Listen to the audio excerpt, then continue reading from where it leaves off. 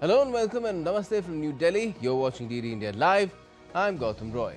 Coming up in the next 30 minutes. Prime Minister Narendra Modi inaugurates Navi Mumbai International Airport Phase 3 and flags Phase 1, and flags off the final phase of Mumbai Metro Line 3 and other infra projects. United Kingdom Prime Minister Keir Starmer arrives in India with the nation's biggest trade delegation to date, with its film studio in Mumbai, announces 3 major Bollywood movies to be shot in the UK starting 2026.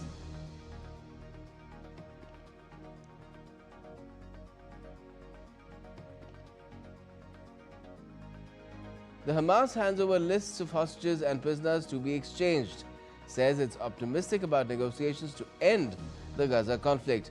US President Trump's son-in-law and envoy to join Sharm el-Sheikh talks.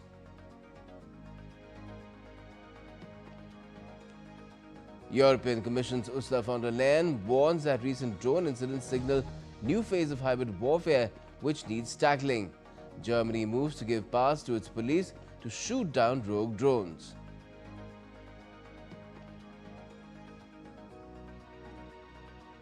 And Japan's S. Kitagawa, UK-born Richard Robson, and American-Jordanian Omar M. Yagi win the Chemistry Nobel for developing metal organic frameworks which can be used to harvest water from desert air and much more.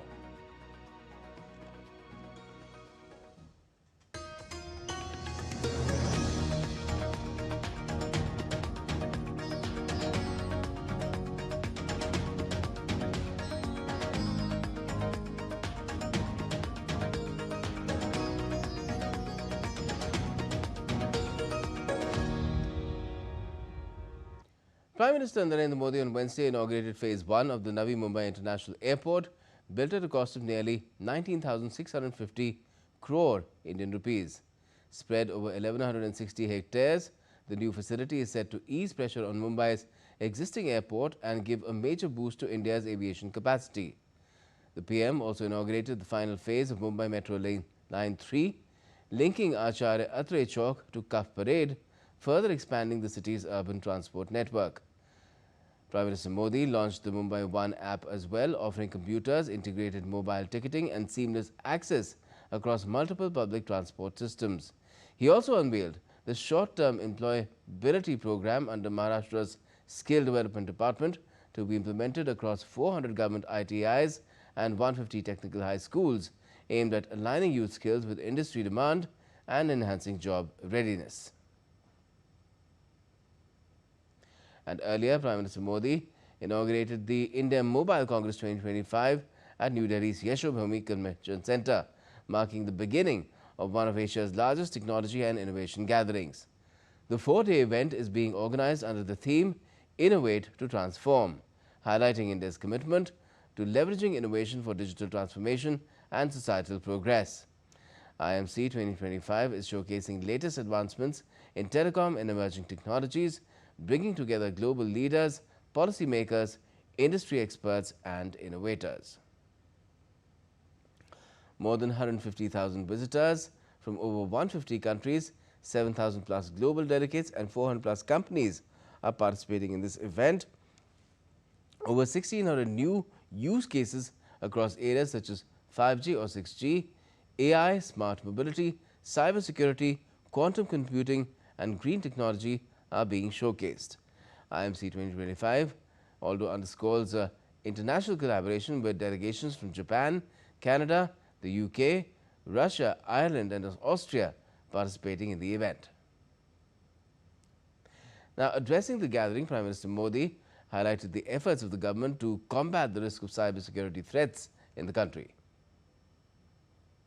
आज हम देश में cyber security को भी उतनी ही प्राथमिकता दे रहे हैं। साइबर फ्रॉड्स के खिलाफ कानून सख्त किए गए हैं और अकाउंटेबिलिटी भी बढ़ाई है और ग्रीवेंस रिड्रेसल के मैकेनिज्म को भी बेहतर किया गया है। इंडस्ट्री और कंज्यूमर्स दोनों को इसका बहुत बड़ा लाभ मिल रहा है।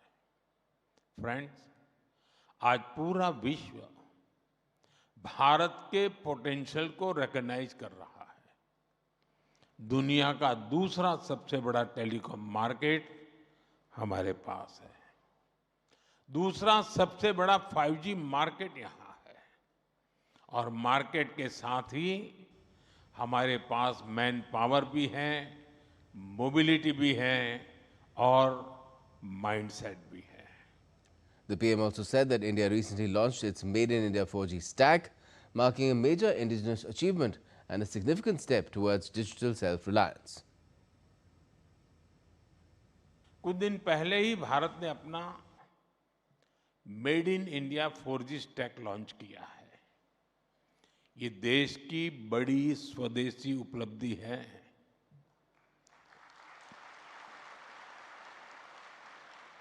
अब भारत दुनिया के उन 5 देशों की लिस्ट में आ गया है जिनके पास ये सामर्थ्य है। ये डिजिटल सेल्फ रिलायंस की दिशा में, टेक्नोलॉजिकल इंडिपेंडेंस की दिशा में देश का एक बड़ा कदम है। Indigenous 4G and 5G stack के जरिए हम न केवल सीमलेस कनेक्टिविटी को सुनिश्चित कर पाएंगे, बल्कि देशवासियों को तेज इंटरनेट और रिलायबल सर्विसेज भी दे पाएंगे। Speaking at the event, Union Communications Minister Jyotiraditya Scindia said that India has transformed from technology taker to the digital flag bearer of the world.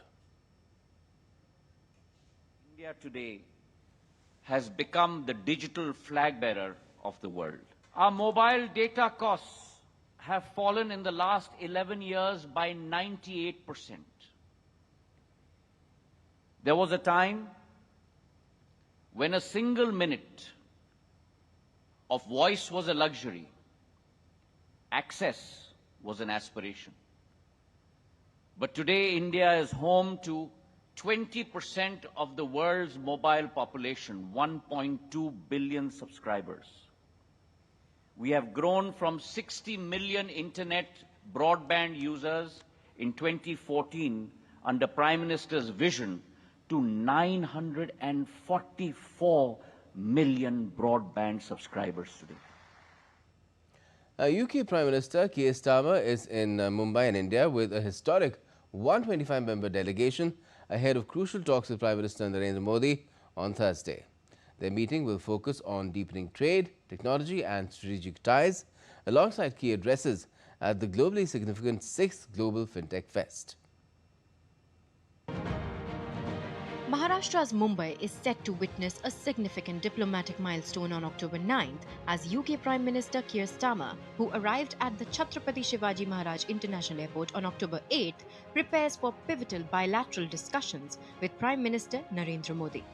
Received by Maharashtra Chief Minister Devendra Fadnavis, Deputy Chief Ministers Eknath Shinde and Ajit Pawar, and Governor Acharya Devrat, the UK Prime Minister leads a historic 125-member delegation, the largest UK trade mission ever to India, comprising top CEOs, representatives from leading British universities and industry leaders.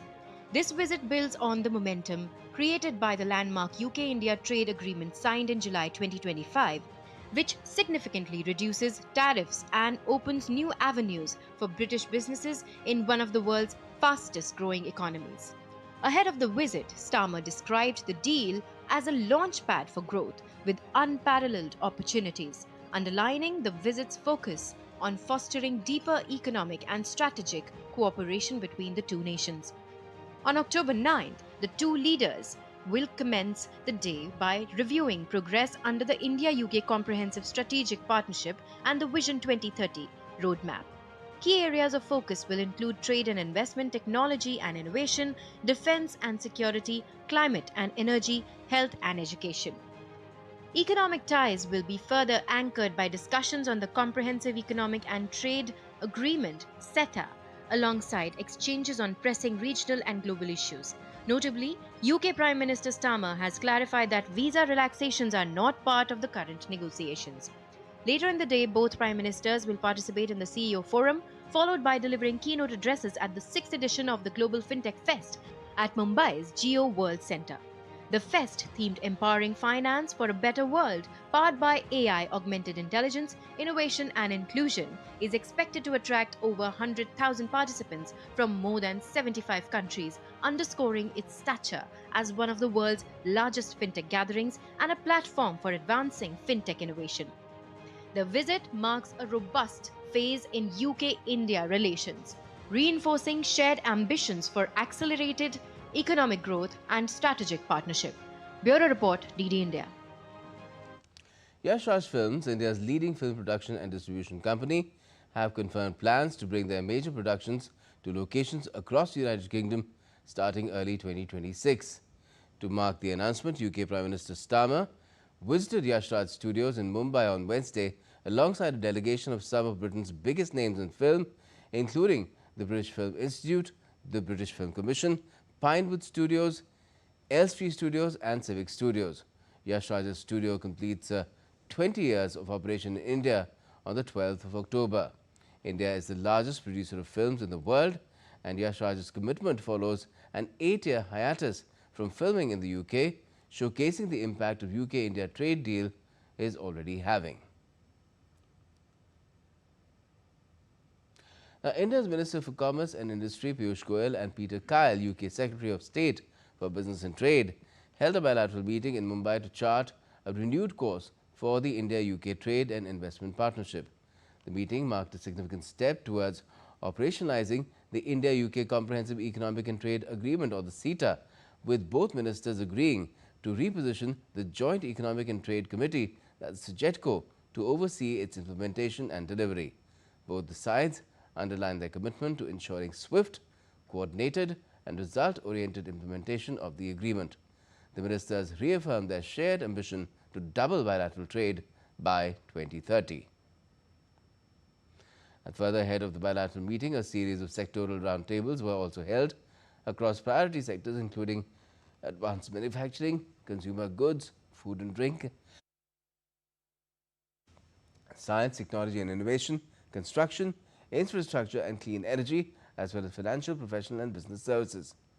The India-UK CEO Forum was also held, bringing together business leaders from both the countries to discuss new opportunities for trade, investment and innovation. Defence Minister Rajnath Singh has reached Sydney on a 2-day official visit to Australia.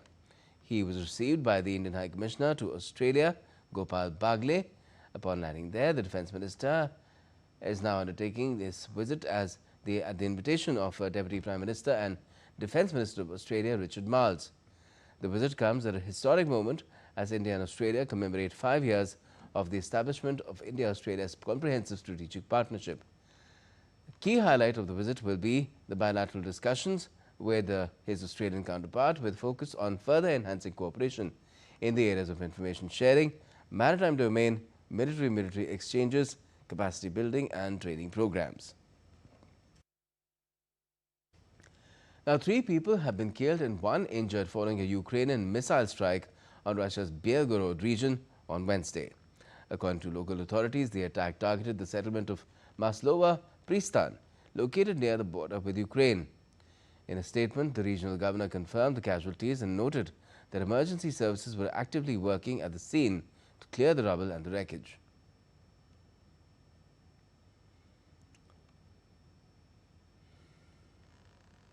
And Russian President Vladimir Putin has said that Russian forces have captured nearly 5,000 square kilometers of territory in Ukraine this year, asserting that Moscow holds complete strategic initiative on the battlefield. Marking his birthday, Putin visited a church in St. Petersburg and later chaired a meeting with top military commanders.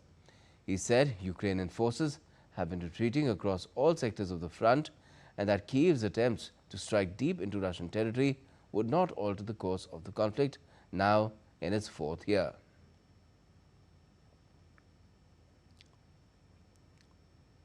Scientists Susumu Kitagawa, Richard Robson and Omar Yagi have won the 2025 Nobel Prize in Chemistry.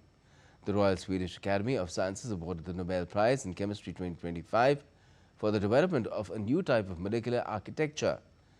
These scientists created metal organic frameworks containing large cavities in which molecules can flow in and out. Researchers have used them to harvest water from desert air, extract pollutants from water, capture carbon dioxide and store hydrogen. And still to come in this edition of DD India Live. Commerce Minister Piyush Goyal says India will assume a leadership position in the global AI landscape at the Global Fintech Fest 2025 in Mumbai. And India salutes its air warriors on the 93rd Air Force Day.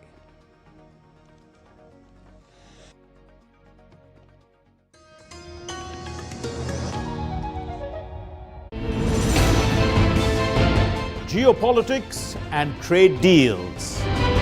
Economic challenges amid development. Hard work and the path to prosperity. It's the economy always. Between walkers, money is what money does and says. Supply creates its own demand. Between the bulls pulls and bears tears. When supply chains globalization and India rises to the podium. We'll get you centered with the economic brief at 8 p.m. every Thursday on DD India.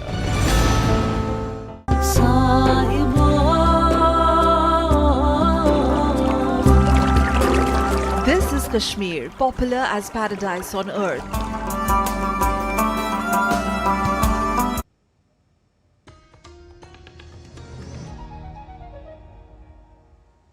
Welcome back. You're watching DD India Live. I'm Gautam Roy.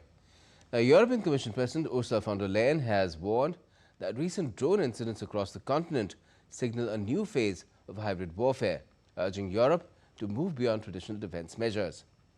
Addressing the European Parliament in Strasbourg on Wednesday, von der Leyen said that this is not random harassment. While she stopped short of directly blaming Russia for all incidents, she noted that Moscow's goal appears to be to sow division within Europe. Von der Leyen said the EU now faces a critical choice to retreat and allow Russian threats to grow or to confront them with unity, deterrence and firm resolve. Tackling Russia's hybrid war is not only about traditional defense. It is about software for drones. It is about spare parts for pipelines. It is about rapid cyber response teams. And it is about public information campaigns to spread awareness. So this requires a completely new mindset for all of us. We must be ready to leave our comfort zone. We need to explore new ways of doing things. And most importantly, we must deter everyone who seeks to harm our territory and our people. Germany plans to give police the authority to shoot down rogue drones following disruptions at airports across Europe. The new law, approved by the cabinet and awaiting parliamentary approval, allows action against drones posing serious threats. A federal counter-drone unit will be set up, joining countries like Britain, France, Lithuania and Romania in strengthening airspace security. The first pillar is to establish a joint drone defense center to ensure that the federal states and the federal government can carry out joint assessment and defense measures. Secondly, to establish a drone defense unit within the federal police force. This will be set up shortly. And thirdly, to enable development and research so that we can respond appropriately to the latest drone technologies and defend ourselves. The Hamas has handed over lists on Wednesday of hostages and Palestinian prisoners to be exchanged in a swap and said it was optimistic about negotiations to end the conflict in Gaza, while US President Donald Trump's son-in-law and envoy were due to join the talks. Palestinian militant group added that negotiations are focused on the mechanisms to halt the conflict, the withdrawal of Israeli forces from Gaza and the swap deal.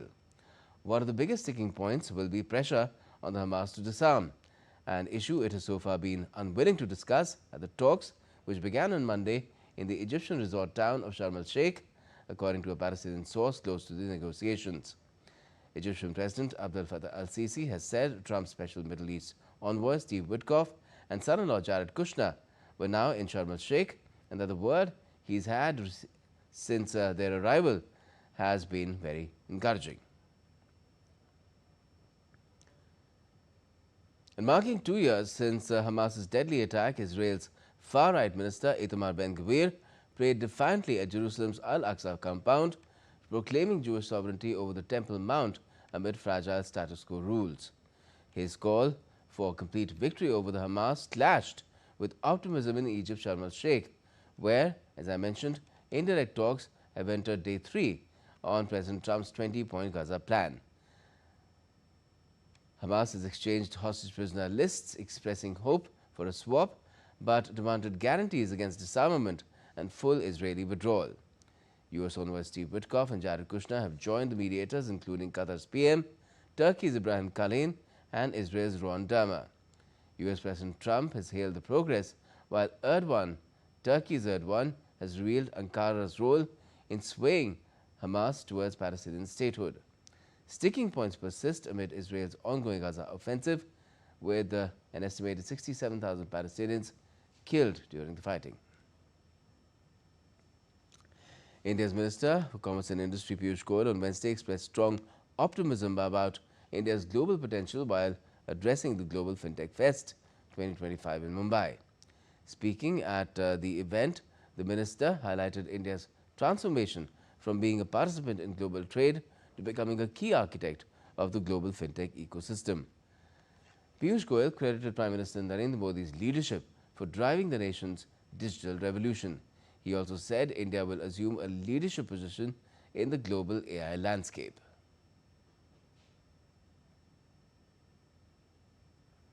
Let the world see India's strengths, and the Global Fintech Fest is clearly a showpiece that shows the world how India can empower through finance, through technology, the world economy, how we can make the world a better place to live in. Let artificial intelligence become the next frontier of technology that India will adopt, that India will take forward, and India will take leadership positions in the world of artificial intelligence. Also speaking at the Global Fintech Fest, RBI Governor Sanjay Malhotra emphasized AI's rapid transformation from an academic concept to a key part of daily life in financial services. The RBI Governor noted AI's global impact on areas like digital credit and conversational banking, with India playing a significant role. He said that thoughtfully curated technology can act as a force multiplier.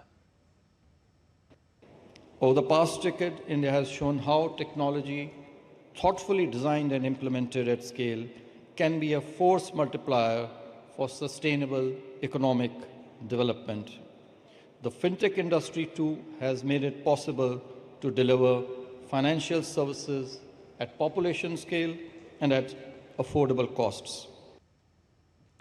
While highlighting AI's potential for efficiency, inclusion and innovation, he also warned of ethical and systemic risks if unchecked. He further stressed the need for responsible and transparent use of AI, especially in finance, where trust and stability are crucial. Of digital finance has created new challenges such as digital frauds and cyber threats. The Reserve Bank has, as you are aware, instituted a number of initiatives for customer protection, such as the two-factor authentication. Recently, we issued some guidelines, principle-based factor authorization, tokenization of card on file, which was issued earlier, and providing customers with the control to switch off transactions to secure the digital transactions. But it's a day of celebration in India while saluting its air warriors. DD India's Nandita Dagar was at the Hindon Air Base, where the 93rd Air Force Day Parade was held on Wednesday. She's filed this report on the stellar year that the Indian Air Force has had, with a decisive win in round 1 of Operation Sindoor. Take a look. It has been raining over Hindon for the past 3 days, but today the weather held and it did not rain over the Air Force Day parade. What a day it has been for our Air Force. What a year it has been for our Air Force. At the start of Operation Sindoor, the Pakistani terrorist headquarters of Bahawalpur and Muridke were reduced to rubble by our standoff long-range air-to-ground missiles of our Air Force. Rahim Yar Khan and Sargodha runways were hit hard and cratered. The Jacobabad, Bhulari and Sukur hangars were bombed hard, and the F-16s, AWACS and the UAVs parked there were sitting ducks. They had no chance. Even the Chaklala Air Base, which is just 10 kilometers from the Pakistani military headquarters of Rawalpindi, was not spared. All this is borne not just by our Indian intelligence and high-tech cameras, but also internationally available commercial satellite imagery and the photos and videos that the Pakistani themselves were disseminating. Operation Sindoor is a testament of the level of jointness or synergy that the Air Force has achieved with the Army and Navy along with the other agencies. But most of all, Operation Sindoor is a demonstration of our Air Force's decisive air superiority over the Pakistani Air Force. It was striking at will wherever it wanted, whenever it wanted, after rendering the Pakistani Air Force blind and vulnerable. In other words, our Air Force is never failing, not penetrable, and always precise. Translated into Hindi, it means achuk, abhedya, and sateek. And that is the Air Force's motto. With camera person Vishwabandhu in Hindon in Ghaziabad, this is Nandita Dagar for DD India. And with that, we come to an end of this edition of DD India Live. But let us know your thoughts on the news of the day. And for those on the go, you can get all the latest news and updates from India and across the world on DD India's mobile app. It's available on both Android and iOS. Just scan the QR code on the screen and download the app right away. And we'll be back with more news as it breaks here on DD India. I'm Gautam Roy, and from all of us here in Delhi, thanks for watching DD India Live.